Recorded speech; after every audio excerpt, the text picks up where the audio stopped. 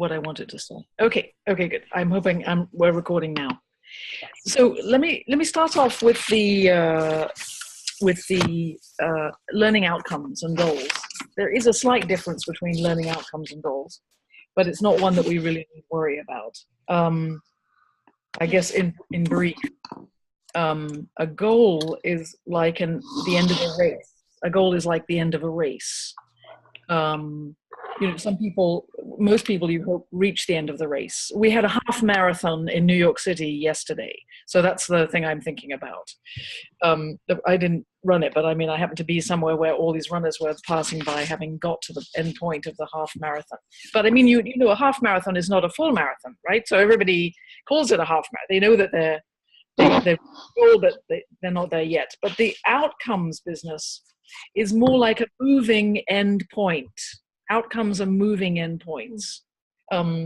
They're negotiable, a bit more flexible, and you might have a different method of arriving at the end point. So let me just start off with learning outcomes then. And several of you posted these things, and I posted some for Rebecca, who is temporarily away this week and might be able to join us by telephone if she can. Let's see. I don't know if you've all had a chance to look at these. Jeff has suggested ways to assess how learning outcomes were being realized, which I actually like that as well. It's great to have an outcome and then suggest ways by which you could realize them. And in a way, you can realize all the outcomes by preaching. I mean, in some way. So, and then you might be able to assess the response to the preaching. Like Steve a moment ago was talking about the way he was happy to hear the drop dead sermon from Gretchen about John 4, in part because he had his own ideas about it, and they coincided happily. So the proof of the pudding.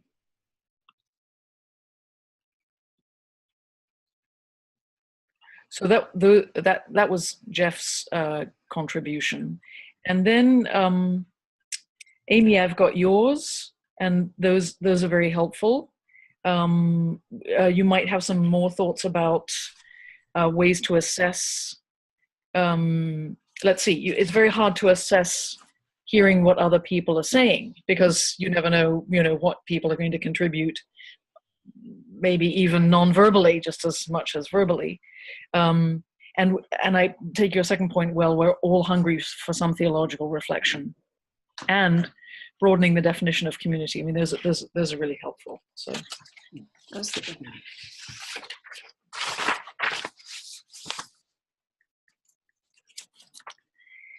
one. So Barbara, these are very helpful ideas here. And so you're making an assessment out of accessing other resources beyond those made available to this class, since the Stevenson School for Ministry allows us to access the ATLA, the American Theological Library Association database. So that's a very good point. It's always good to have these resources and use these resources.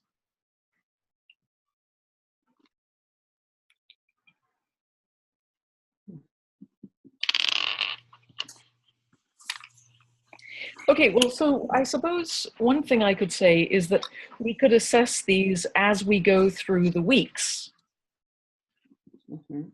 Yeah, it's very good to have a starting point. And if any of you want to add more, that would be great. And because if it's an ongoing assessment project, it's open-ended. There's no shut down point for all of this. So maybe that's one thing I could say. Anybody want to say more about learning outcomes? And by the way, why are we doing this? That might be a good thing to ask. I think I said a little bit about this at the beginning. The reason we're doing this is because these days, accrediting bodies care very much about assessments.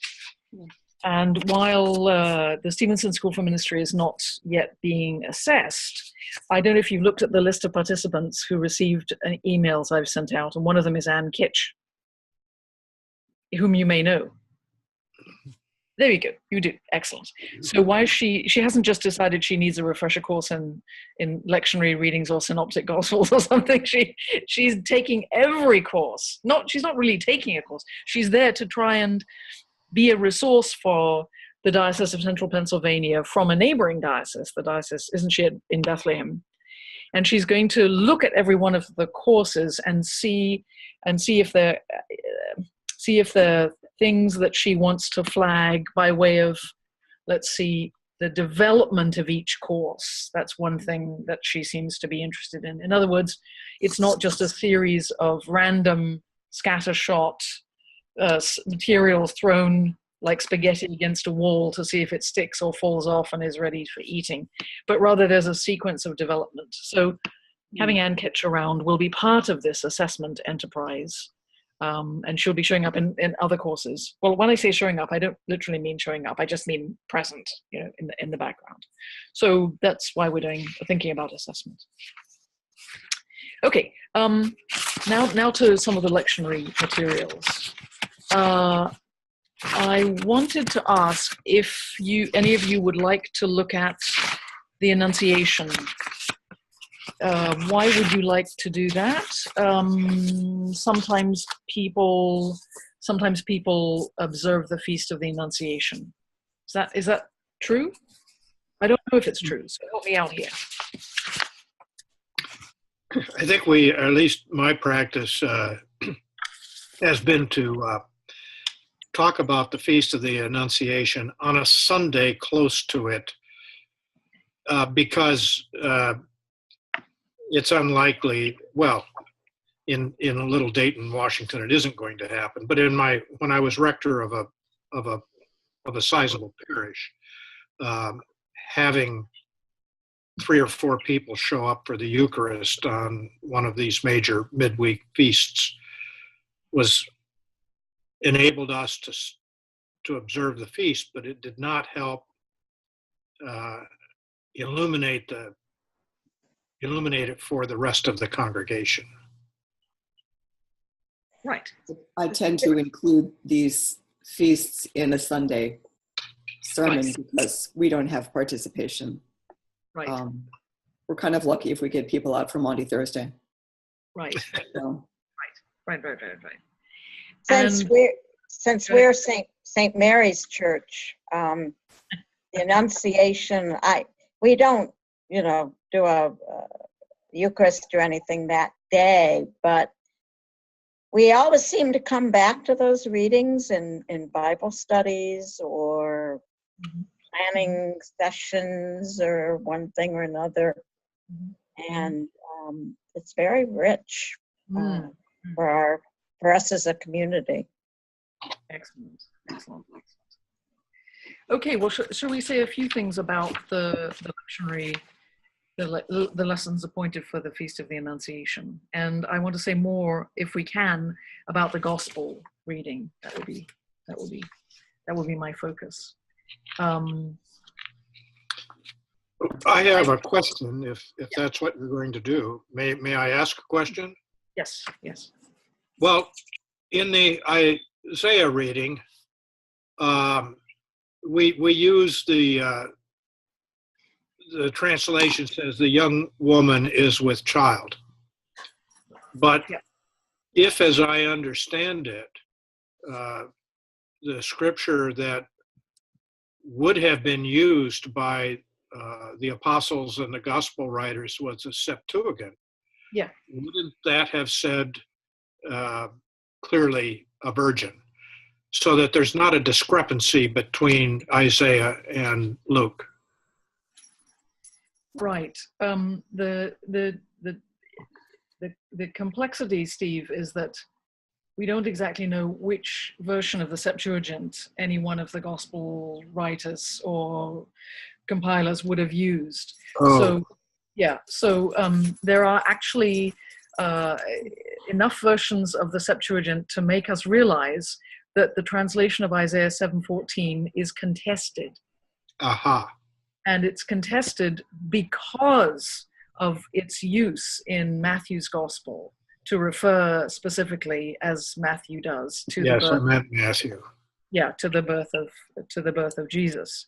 So Matthew makes the prophecy be realized in the narrative about Jesus' birth, which means that he's reading the Hebrew Alma as Parthenos, as virgin.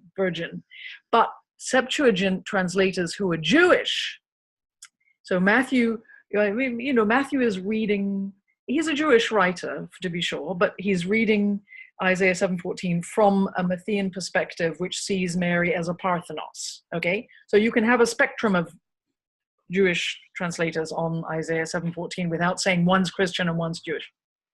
But let's say Aquila and Symmachus, these are two different versions of the Septuagint in antiquity. They translate Alma as young woman, not Parthenos. Oh, I did not know that. Yeah. And so what we have here in the NRSV is a reading that corresponds with the Luke and the Matthean understanding that Isaiah 7:14 is realized in the birth of Jesus. So I think the best thing to me, Steve, to say on this would be to recognize that there's an energetic discussion going on about how to apply Isaiah 7:14. Which is great. It's great because it means that the prophecy of Isaiah 7 is alive and well. It's not some dead issue, that is, stuck in First Isaiah back in antiquity. It is a living, breathing text, and Luke and Matthew are realizing it, and the less Christian, more Jewish Septuagint translators are not. So I guess that would be what I would say. Thank you. I was unaware of that. Yeah. Its presence in this lectionary makes it absolutely clear that it belongs in the sequence that has to do with the birth of Jesus. Yeah. Okay. So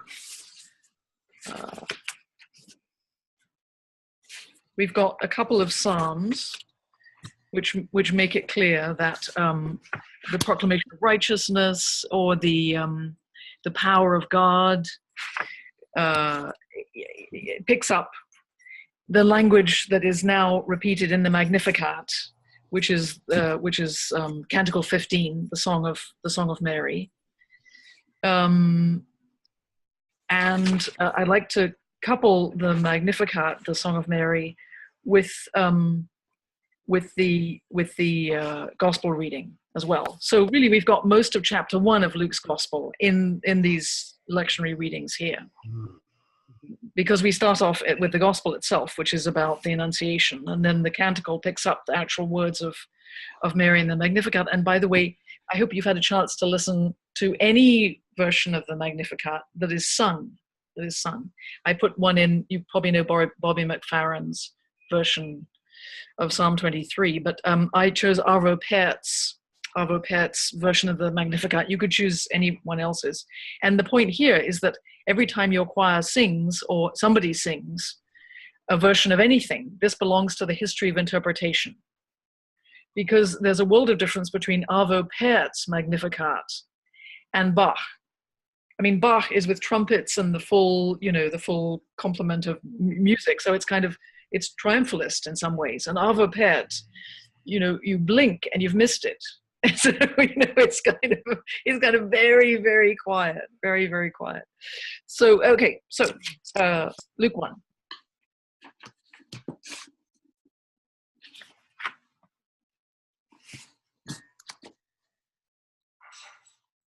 I guess if I had to say one thing about this gospel that I would like to stress, it would be this.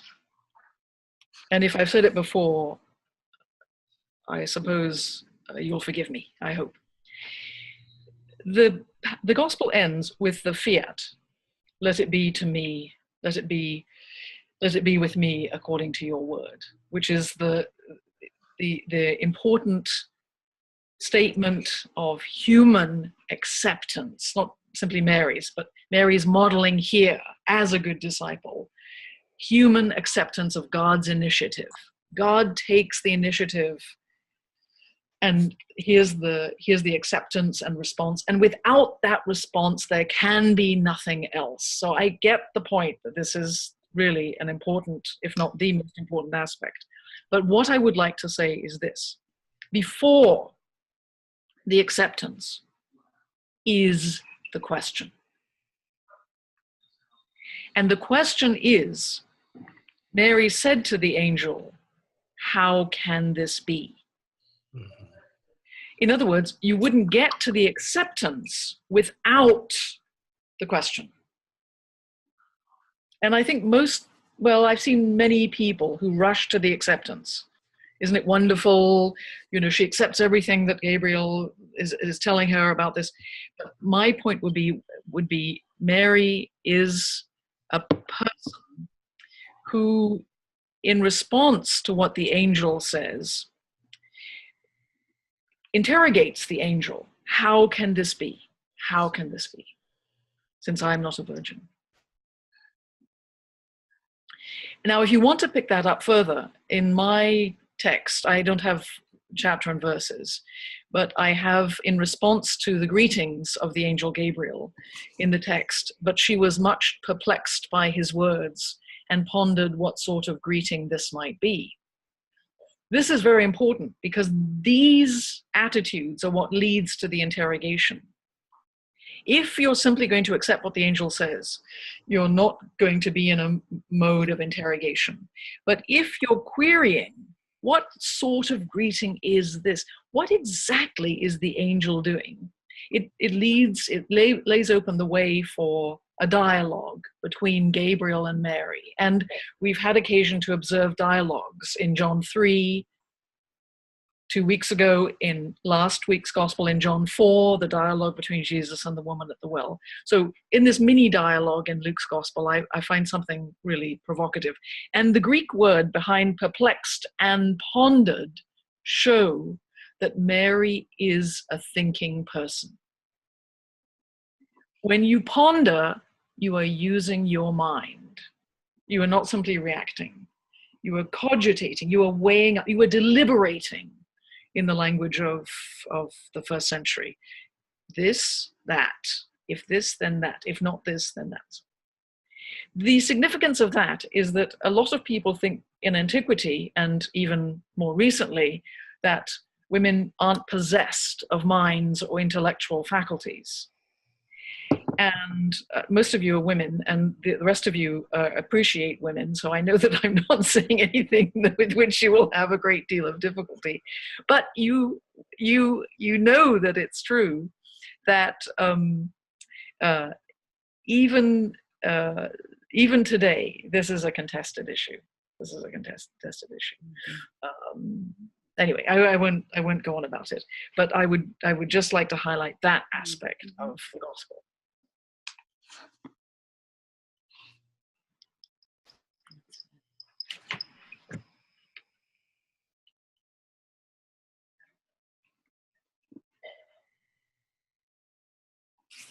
Did you like the Ethiopic Annunciation picture? Yes. Great, good. I was trying to diversify, not be too Western and European. But I've seen Asian Annunciations, and those are also anything that's not Western and Eurocentric is useful here. Mm-hmm. Okay, any more observations about Annunciation lectionary texts? Well, I have a question. Yep. Zechariah asked basically the same question, but he was chastised for having asked it. Yes, absolutely. And I'm wondering what I wonder, because I've always wondered why Luke has Zechariah being chastised while Mary is rewarded for having asked. Yeah. There are lots of possibilities, Steve, and I'll just throw out several. One is that Zacharias should have known better. He was hanging out in the temple forever and ever and ever. And if he wasn't hanging out in the temple, he was leaving it or going to it from somewhere else. Mm-hmm. So he was educated.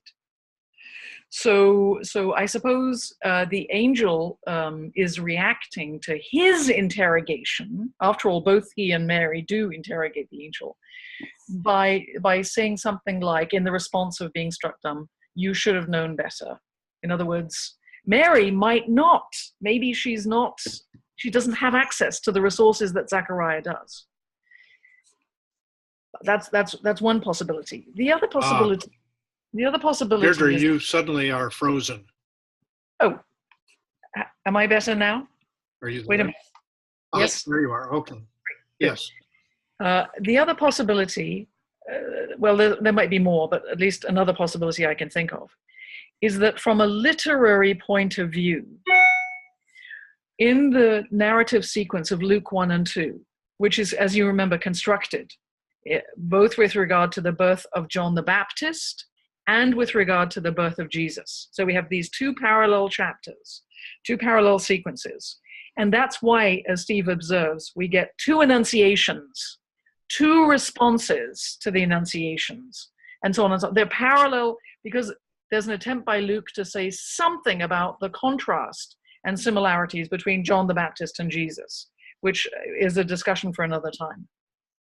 But now we know that there are these two parallels. What we see is the literary structure of Luke 1 and 2, which in the literary structure, the silence of Zacharias means that Mary's voice is heard first. Without the silence of Zachariah, supposing that Zachariah had said, "Fantastic, I'm all for it, it's prophesied in scripture, it sounds like a realization of prophecy," and then he'd burst into song, as he will do. Mary might have been eclipsed. But by this device, if it's a literary device, Mary's voice rises first. And when I say Mary's voice, I recognize in textual tradition that there are some ancient texts of the Magnificat that attribute it to Elizabeth, as you know. And even if you could say then that, oh, well, is it Elizabeth's voice or is it Mary's voice? It's the surprising voice of a woman that then emerges prominently.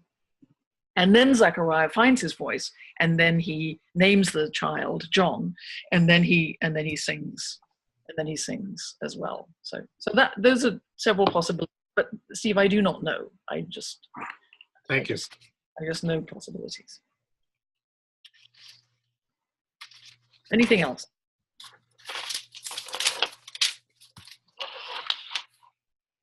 Okay, so shall we move on to this coming Sunday lectionary readings?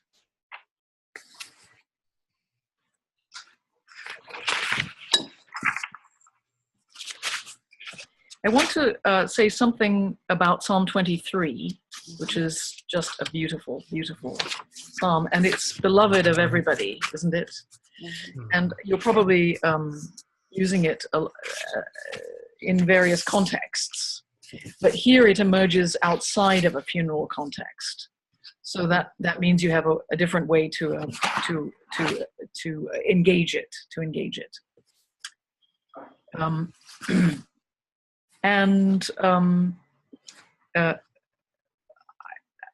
I know that we are not in a passage of the gospel where Jesus is presented as a shepherd, but of course the imagery of Jesus as shepherd in John is front and center in that gospel.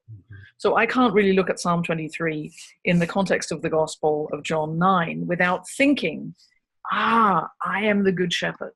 I am the good shepherd. So it may be in the minds of the lectionary creators that the location of Psalm 23 juxtaposed with John's gospel is not a complete accident. I want to say a few things about the text of Psalm 23. The first thing is in the Hebrew, the Song of David. The Song of David comes up. David Mizmor. David sings a song. So that's why I stuck Bobby McFerrin in there for you to listen to, because we can't really think of how ancient Hebrews might have thought of Psalm 23 without singing it. It's meant to be sung. It's meant to be sung.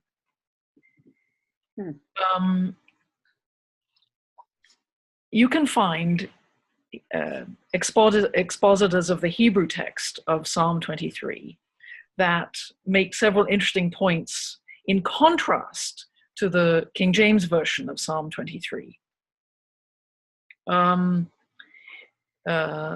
Nobody disputes that the metaphor here is the Lord is my shepherd, and that what shepherds do is something for sheep, so that once the opening metaphor is made, then the person speaking the psalm has become like a sheep. And that doesn't mean a sheep in isolation, that means a sheep in the context of other sheep and so on. So, but this metaphor is not sustained throughout the whole of the psalm. I'm just borrowing from Hebrew scholarship here, or anybody who explains it, because pretty soon in verse 5, there's a table spread before me. Now that's not going to be a sheep having a picnic, is it? So the psalm is working well with lots of different metaphors. So the sheep and the shepherd metaphor obtains through 1, 2, 3, 4, and then it switches. So we've got to be flexible about metaphors here. The verse 2, he makes me lie down in green pastures. Of course, it's lovely and it's King James and it's beautiful poetry and so on. But apparently, the Hebrew can connote, and in the back of my mind, I'm thinking of the Septuagint too. Steve mentioned it, and so it's there in my mind. The Hebrew can connote, he makes me spread out in green pastures. Now, long ago in general seminary, every now and again, we used to go outside into the close and try to conduct classes with the great outdoors and sit on the grass of the close, and there would be bees buzzing and all kinds of lovely things and so on. And actually it was extremely uncomfortable because it's not your average meadow, right? It's not lush grass. It's kind of New York City grass, which is very bumpy. But the image here is, this is a beautiful thing. I can put my head down in it. I can put my head down and stretch out my arms, and it feels lush. It's the kind of thing that sheep like.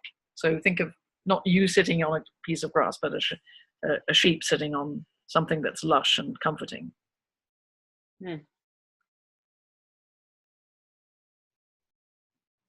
Now, the sheep apparently has a soul in verse 3, which I won't even explore any further at all. But the sheep is definitely guided along pathways, along the right pathways for his namesake. And then the sheep gets to walk. Now, the valley of the shadow of death is only one way to translate that. Bobby McFerrin has another whole way to translate it that avoids the word death, which is the only thing that ties this psalm to the funeral, to its funeral usage.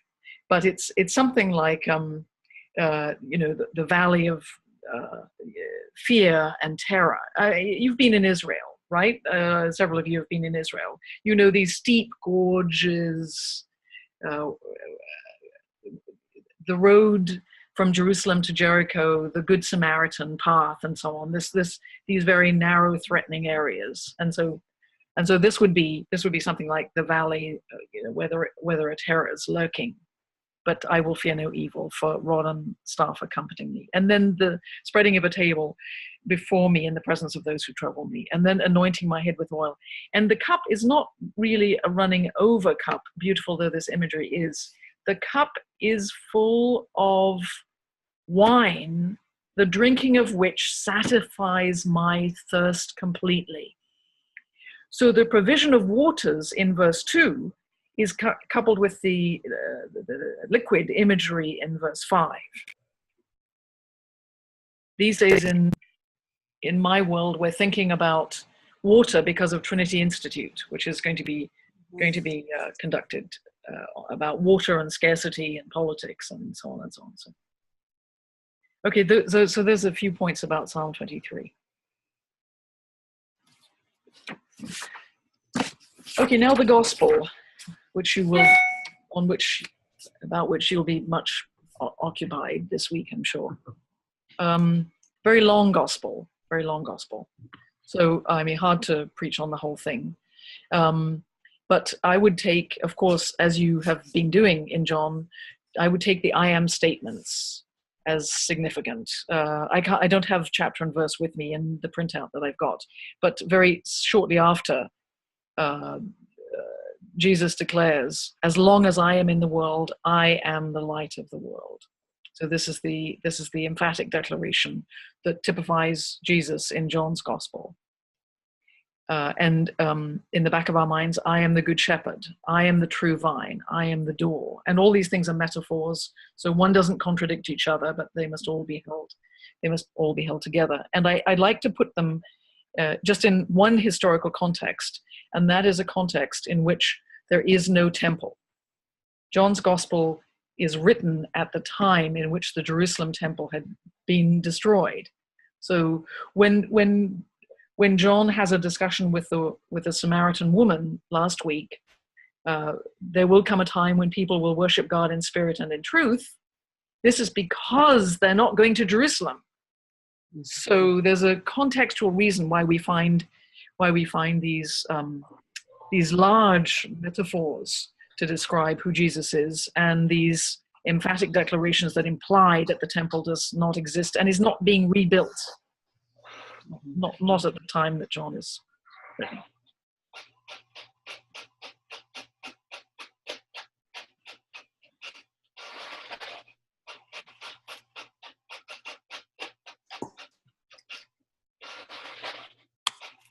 Okay, another thing that we should observe in this passage is that, of course, this is one of the 7 signs of John's Gospel.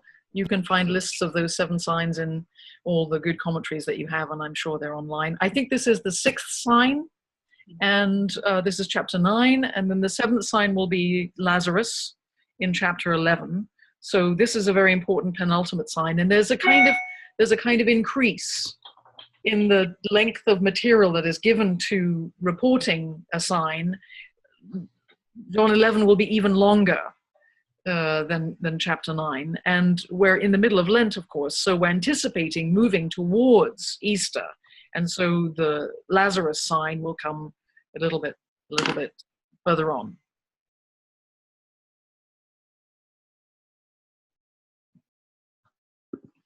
And another thing I'd like to say about this passage is the Jews. The Jews. You see that in this whole chapter, what we encounter is the classic Johannine pattern of dialogue, but now it's not a dialogue that goes anywhere.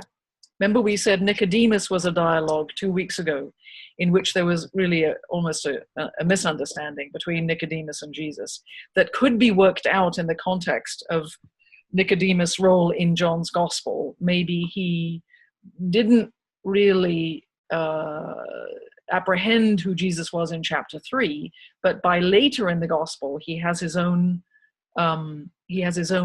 process that he goes through. Some have likened it to a kind of catechumenate, where at the end of John's Gospel, he, with Joseph, is taking Jesus' body to be buried. So he never abandons what he started in chapter 3, but the dialogue in chapter 4, the woman at the well, the Samaritan woman and Jesus, is a dialogue that goes somewhere.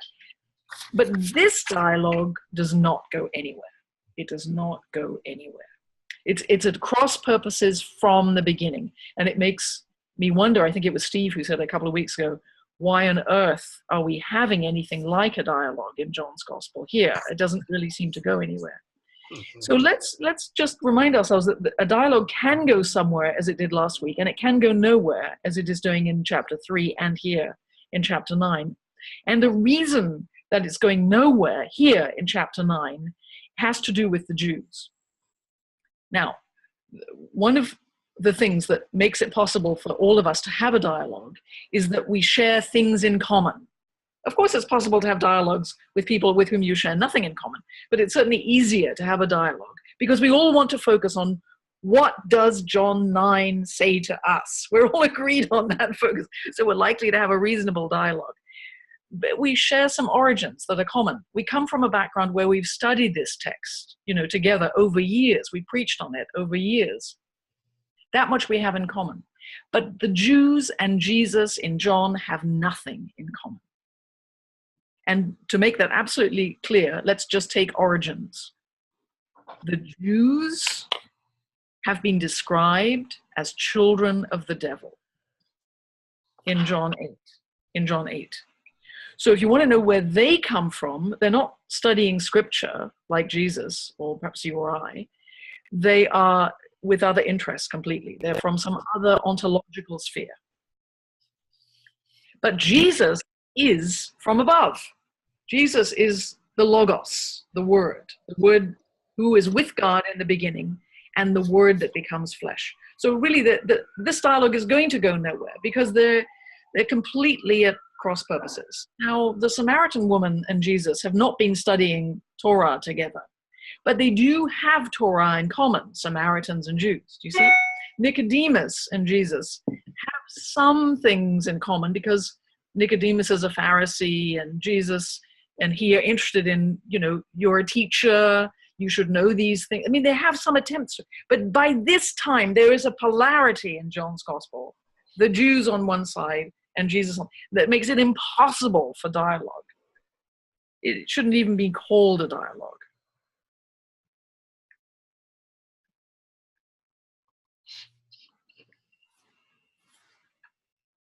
So this explains the conduct of the Jews.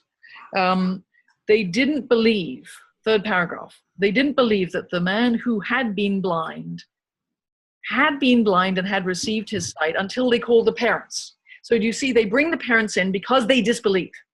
They are completely opposed to things that Jesus is doing.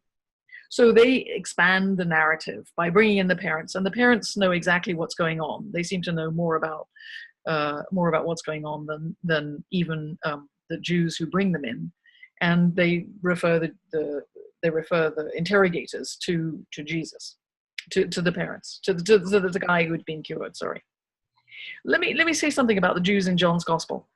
These are not all Jews for 2,000 years. These are a construction of John's community. And in this passage, we have a reference to, let's see, where is it? Well, if it's not in this passage, it's somewhere nearby, which is, oh yeah, here it is in the middle of that paragraph about bringing in the parents. The Jews had already agreed that anyone who confessed Jesus to be the Messiah would be put out of the synagogue. That actually happened. Well, something happened. Yeah. Something happened. Yes. Something happened. I don't think that we can take it as a division that now separates Jews from Christians. I think we can take it at least, and here I'm following Bruce Chilton, who is my Episcopal colleague, just retired from Bard College. So he thinks that we should take it as a local disagreement. Where is John's Gospel composed? Who knows? I don't know. Let's say there's a wonderful, Barbara knows this, a wonderful Johannine tradition that locates John in Ephesus. Let's say that there's some reason for that tradition. Let's say that in Ephesus, where John's Gospel may be located, may hypothetically be located, there was a local disagreement between followers of John, who were accustomed to hanging out in the synagogue, and people in the synagogue. Now, interestingly, as Barbara knows, nobody's found a synagogue in Ephesus yet of great antiquity from the 1st century. So let's all go to Ephesus, if it's safe enough to go, and start digging for the synagogue. But anyway, if there was a synagogue in Ephesus, there must be one somewhere because Ephesus is such an amazingly important city, then those Jews who were in the synagogue kicked out the local people who were following Jesus. They confessed Jesus to be the Messiah, and the local Jews in Ephesus said no. So we're not sure, Linda, what's going on, but we could at least say that something local wherever John's Gospel is composed might have gone on. Certainly enough synagogues in the late 1st century outside Jerusalem for us to imagine that. So I would say that this is a caricature of oppositional Jews. And you know, as you know very well, because you've been with me long enough, I'm very interested in Jewish scholarship. I collaborate in projects with Jewish colleagues. My latest project is something I want you all to subscribe to. It's American Values, Religious Voices. And it is 100 scholars every day of the new administration writing letters, Jewish, Christian, Muslim, Sikh, Hindu, Quaker, Buddhist. And it started by a rabbi who is a professor in Hebrew Union College, who had this great idea that we would all contribute to saying something to the new administration. So if you could all subscribe to that, I'd be very glad. But my point is, I'm already committed to dialogue with Jews, no matter the history of our difficult relationships. So I think I like to contextualize who the Jews are in John's Gospel. Okay, and of course then the sign that Jesus does in John 9, the sign is, I can now see. I can now see. The blind man, the person who was blind, can now see. And this is affected by Jesus. And this is not just, oh, now I can see more clearly, or I was blind and now I have my sight restored. This is about what I can see is that Jesus is from God. So this becomes a way of describing the progressive revelation of who Jesus is in John's Gospel and his abilities. The man answered, the middle of the penultimate paragraph, never since the world began has it been heard that anyone opened the eyes of a person born blind. Do you see? So if you can say this, it might be hyperbole, but nevertheless it's emphatic. This has never happened before. So you see, we're building towards the seventh sign. The seventh sign. This is an indication of Jesus' extraordinary abilities.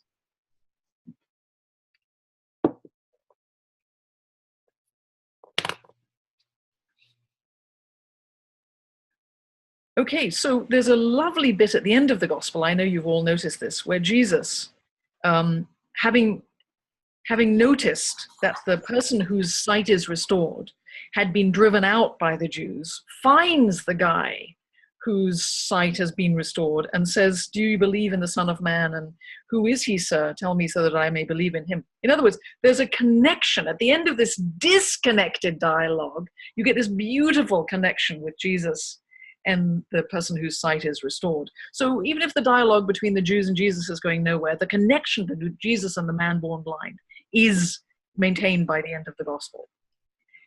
You have seen the Son of Man, and the one speaking with you is he, and he says, Lord, I believe. This is simply a declaration of faith. Present tense, not I will believe, but present tense. And when you get present tense in the Greek, you get the notion that it will go on.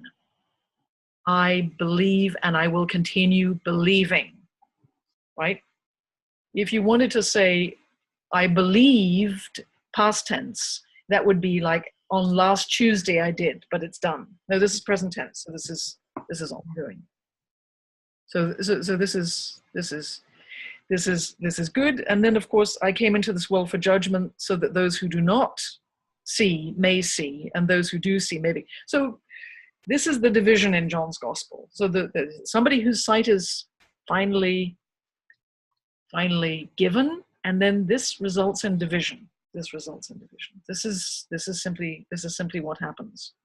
And the division is absolutely characteristic of John's Gospel. Light and darkness. John 1, the true light that enlightens everyone comes into the world, right? But the light brings division. The darkness cannot apprehend it, cannot overtake it. So light and dark are part of John's worldview. It's a polarized worldview. But I must say that on a lesser scale, I've often thought about the call of disciples. I mean, this is great for the disciples who are called, and they drop everything and they leave their nets and the boats, and immediately, says Mark, they follow him. But there are plenty of people back in the boats who are not following him. There are plenty of people elsewhere that are not following him. So even in the call of the disciples, the Gospels don't choose to explore this, but even in the call of disciples, there are people that accept the call and people who didn't hear it, we're not paying attention. So this division that is exacerbated, is emphasized in John, is just not emphasized in other Gospels. And of course, this is picked up in Ephesians. Once you were darkness, but now in the Lord you are light. Live as children of the light. So this light and darkness is useful. Okay, so what points and what observations do you have?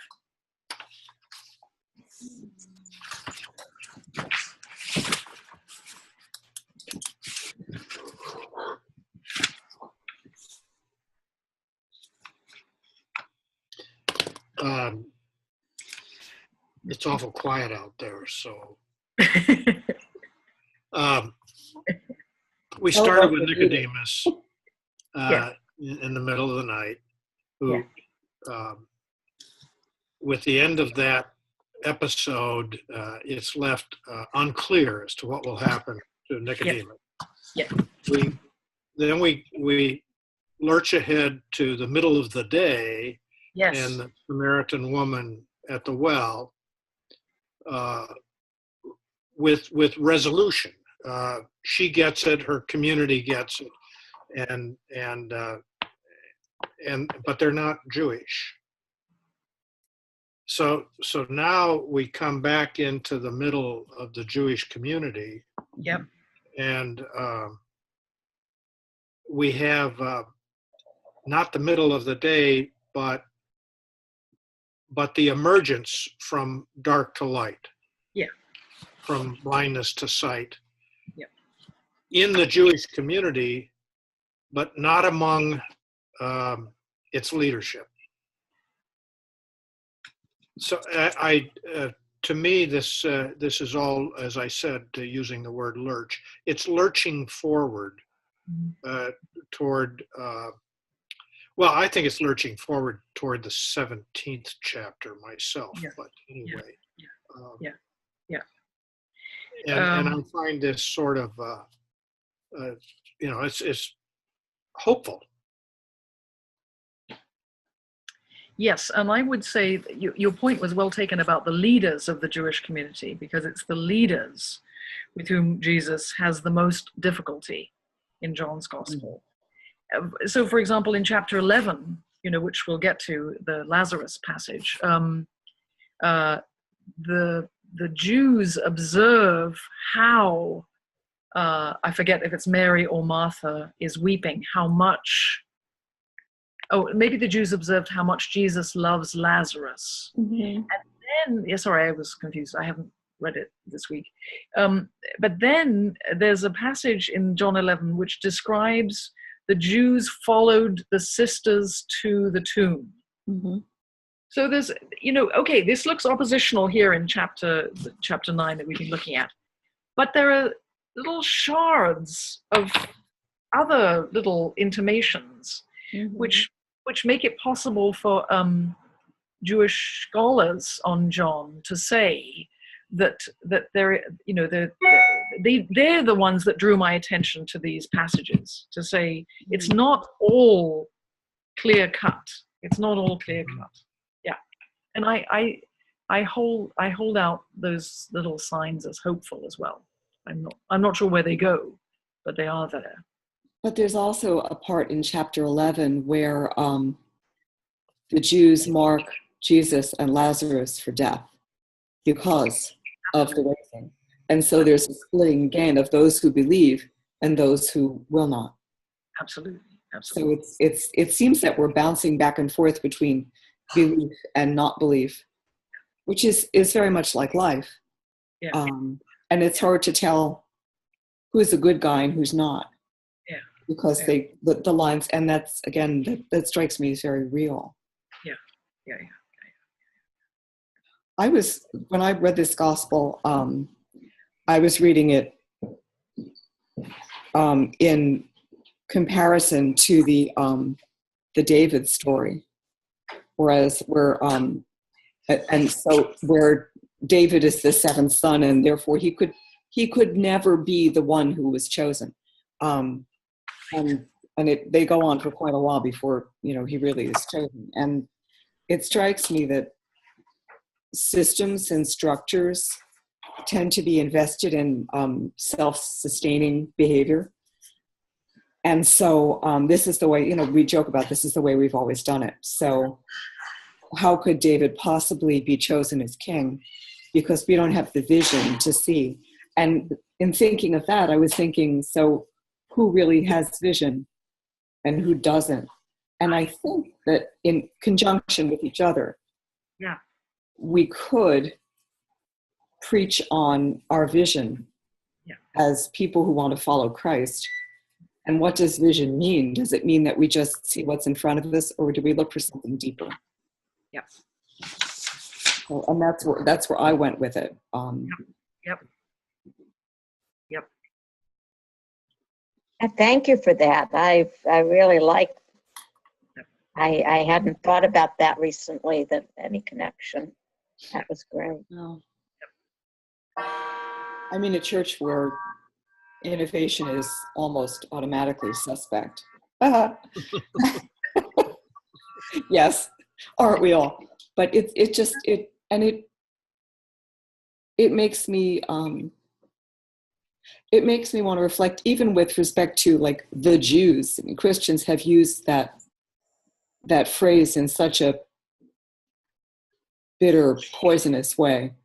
And maybe we should, as Christians, re-examine, like, what do we think of the Jews, really, now? Yep. Because they are us. Yep. So the whole vision thing is striking to me. Yep. That's helpful. It's very helpful. My 2 cents. Very helpful. That's really good.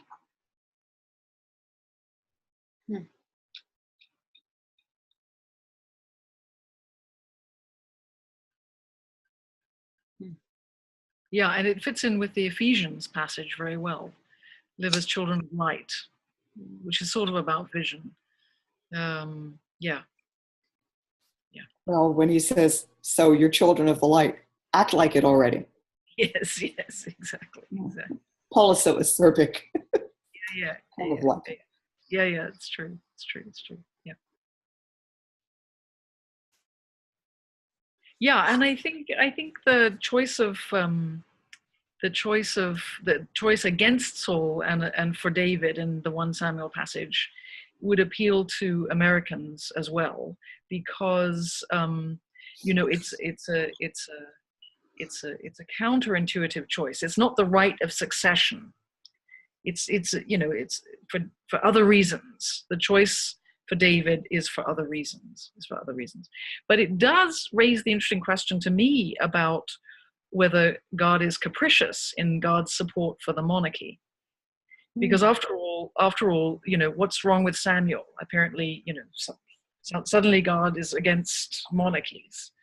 And now God favors David. It would make me feel very nervous because I come from a different perspective where nobody can imagine that Charles might not inherit. You see what I'm getting at? Yeah. So, and anyway, I don't think Elizabeth is going to die. She clearly is. You're allowed to. There was an article on the internet just the other day describing this special committee that is charged with planning every single little minute detail of when that time comes. It was absolutely frightening, wasn't it? I mean, the amount of energy that goes into something like that is just extraordinary. And here's God. There's no provision for the end of Saul. There's no provision for the end of Saul. That's it. Goodbye. Yeah. We're on the next one. Whereas with the provision for the death of Elizabeth is just it's just first this, then this, and then you keep going 48, 72 hours. Oh, yeah. I mean, it's and the committee meets like 4 times a year. It's just, it's in the Guardian, people, if you put to do, but in case you don't have one moment, you might have time to read something else. So, yeah. Excellent. Good. Well, thank you all very much. Yeah. And I will press the pause button on the recording, and you should all get a copy. And this is how it should be this week. Thank you all for participating. Barbara, it's great to see you. Good to see you. Thank you. Take care. See you next week. Thank you very much. Thanks. Bye. Bye.